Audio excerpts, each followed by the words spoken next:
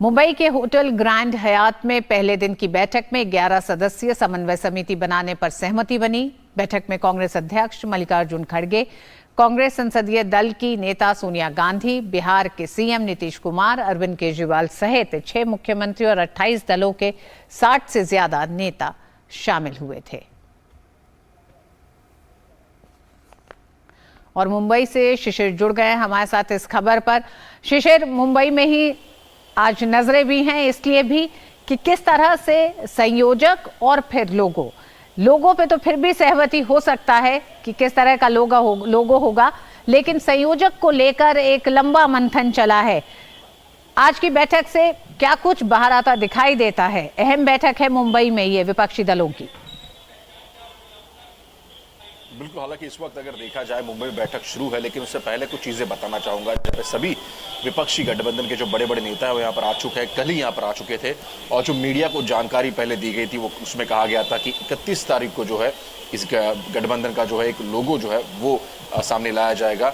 हालांकि 31 तारीख को नहीं हो पाया, 1 तारीख को कहा गया था, मतलब आज ये कहा गया था कि आज इसका लोगो का अनावरण होगा, लेकिन अब तक हमारे पास ऐसी कोई पुख्ता जानकारी नहीं है कि क्या इस लोगो का अनावरण आज ही होगा, क्योंकि कुछ नेता जो है उन्होंने कहा है कि इस पर जो है कुछ बातचीत होना बाकी है। तो ऐसे में लोगों का अनावरण कब होगा ये भी एक बड़ी चीज है। हालांकि उसके बाद सबसे प्रमुख मुद्दा आता है वो संयोजक का। संयोजक को लेकर हालांकि कई सारी बातें जो है इस गठबंधन के कई सारे नेताओं ने कही। उन्होंने कहा है कि एक कमेटी बनाई जाएगी, उस कमेटी में जो है संयोजक बैठाया जाएगा। तो ऐसे में संयोजक किसी एक पार्टी का हो गया, कई संयोजक होंगे, किस प्रकार से उसका खाका होगा ये भी अब तक स्पष्ट नहीं हो पाया। हालांकि बैठक अभी भी जारी है। आज सुबह 10:30 बजे ये बैठक शुरू हुई थी और जितने भी विपक्षी गठबंधन के नेता है वो यहाँ पर मौजूद थे। सोनिया गांधी, राहुल गांधी समेत ममता बनर्जी भी यहाँ पर आई थी। साथ ही साथ महाराष्ट्र की बात करें तो महाराष्ट्र के उद्धव ठाकरे गुट के नेता है, उद्धव ठाकरे स्वयं यहाँ मौजूद है, साथ ही साथ शरद पवार भी है। हालांकि अब अमूमन मोटे तौर पर अगर देखा जाए तो गठबंधन में ये कहा जा रहा है कि बेंगलुरु में 26 पार्टियां थी, लेकिन अब इस गठबंधन में 2 पार्टियां और बढ़ चुकी है, तकरीबन 28 पार्टियों का एक गठबंधन हो चुका है। लेकिन इसके बावजूद भी महाराष्ट्र की अगर बात करूं तो महाराष्ट्र में ये प्रयास किया जा रहा है कि बाकी अन्य छोटे गण इंडिया गठबंधन के साथ किस प्रकार से जुड़े, इस पर ध्यान दिया जा रहा है। लेकिन अब तक इसमें यह भी बात है कि कुछ 1-2 उदाहरण अगर देखे जाए, मसलन मैं उदाहरण देना चाहूंगा स्वाभिमानी पार्टी का, जिसका प्रयास था। हालांकि जो उद्धव ठाकरे गठ है और साथ ही साथ शरद पवार गुट है, उन दोनों ने भी ये प्रयास किया था कि स्वाभिमानी पार्टी जो है इस गठबंधन का हिस्सा बने। लेकिन स्वाभिमानी पार्टी के जो नेता है राजू शेट्टी, उन्होंने स्पष्ट किया कि कई सारे मुद्दे हैं जो ये गठबंधन अब तक उस पर मुखर नहीं है, इसलिए इस बैठक में वो शामिल नहीं हुए हैं। उसी दूसरी बात अगर बात करें तो प्रकाश आंबेडकर की जो पार्टी है वंचित बहुजन आघाड़ी, हालांकि उनका अलायंस शिवसेना के साथ है, लेकिन वो भी इस वक्त इस जो मीटिंग है, इस गठबंधन मीटिंग में वो भी मौजूद नहीं है। उन्होंने कहा कि हमें न्योता नहीं मिला है। तो ऐसे में कई सारी चीजें हर इस वक्त हो रही है। और जहां तक बात है कि किस प्रकार से सहमति हो, इस वक्त अगर देखा जाए तो लोगों के मुद्दे पर ही जो है सहमति हुई या नहीं हुई ये स्पष्ट नहीं हो पाया है। तो ऐसे में संयोजक की हम बात करें तो वो काफी बड़ी बात होगी। संयोजक के नाम की दौड़ में कौन कौन किन से नाम सामने आ रहे हैं? मल्लिकार्जुन खड़गे और नीतीश कुमार का नाम तो है ही, लेकिन अभी तक की कल दिन भर की बैठक के बाद क्या इसमें कुछ नाम और जुड़े हैं या फिर इन दोनों में से किसी एक नाम पर सहमति बनती दिखाई दी है? अगर आपकी बातचीत हुई हो इन तमाम विपक्षी दलों के नेताओं के साथ। बिल्कुल, हालांकि कल जब कई विपक्ष के नेता यहाँ पर आए थे तो दूसरी बात यहाँ पे उन्होंने एक बात कही थी, उनके ओटो पर एक बात थी कि पहले पार्टी में मतलब गठबंधन में चर्चा होगी, उसके बाद सर्वानुमति जो है एक चेहरा या फिर एक नाम सामने आ सकता है, शायद उस पर चर्चा होगी। लेकिन यहाँ पर आने से पहले हमने जो पोस्टर देखे उसमें हलक पोस्टर पर अगर देखा जाए हर कोई एक प्रधानमंत्री का उम्मीदवार है, एक संयोजक का उम्मीदवार है। यहाँ पर उदाहरण देना चाहूंगा, जिस प्रकार से नीतीश कुमार के यहाँ पे बोर्ड लगाया गया था उसमें कहा गया था कि नीतीश कुमार जो है एक संयोजक के रूप में हो सकता है। जाहिर सी बात है जो संयोजक होगा वो एक पंतप्रधान उम्मीदवार भी उसको माना जा सकता है। तो ऐसे में कई सारे चेहरे यहाँ पर उभरते नजर सामने आ रहे, लेकिन आधिकारिक तौर पर किसने ये नहीं कहा है कि कोई एक चेहरा जिस पर अब तक जो है सर्वानुमति बनी हो, उस पर कोई अब तक फैसला नहीं हो पाया। हालांकि इसके बारे में जद्दोजहद है, इसके बाद चर्चा भी शुरू है, लेकिन क्या कोई एक संयोजक होगा ये भी अब तक स्पष्ट नहीं है।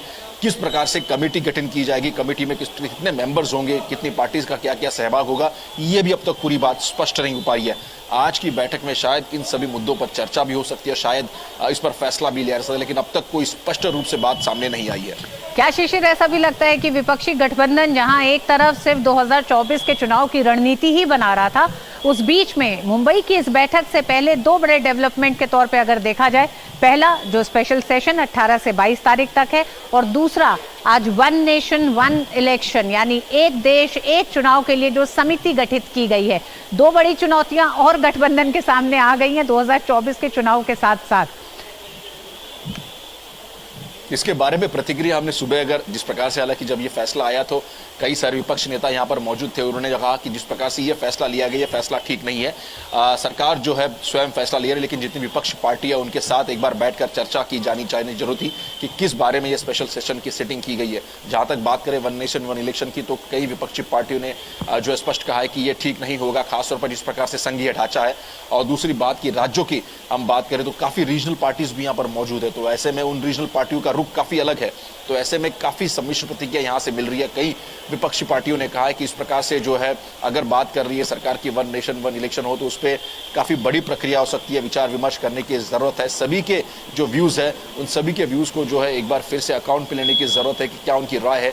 हालांकि इसके बाद ही जो है जो फैसला इस पर लेना है वो लेना सही होगा।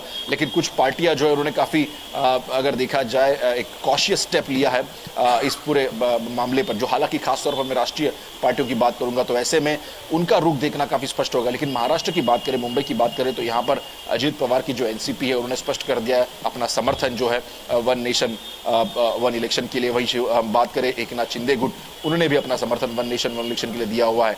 तो ऐसे में अब देखना होगा किस प्रकार से इस मुद्दे पर विपक्ष में राजनीति होती है। क्या विपक्ष इस मुद्दे को लेकर पूरी तरह से सर्वमत है या नहीं है, ये भी देखना होगा। जी हाँ, बिल्कुल। हर मीटिंग के साथ 2024 के चुनाव का समय कम हो रहा है। ऐसे में संयोजक और लोगों तक ही विपक्षी गठबंधन अभी अपनी रणनीतियां तय नहीं कर पाया है, तय नहीं, अभी तक सामने कुछ आया नहीं है। लेकिन अभी बड़े मसले बाकी हैं, चाहे वो सीट शेयरिंग के हों और तमाम अलग तरह की एक तरह से कमेटियों के गठन को हो, जिसको लेकर राज्य और राज्यों के साथ बैठकें की जाएंगी, जिसमें कि ये तय होगा कि सीट को लेकर किस फॉर्मूले पर आगे बढ़े। तो बहुत बहुत धन्यवाद शिशिर अभी तक की पूरी जानकारी के लिए। और आइए अब नजर डालते हैं अन्य राष्ट्रीय खबरों पर।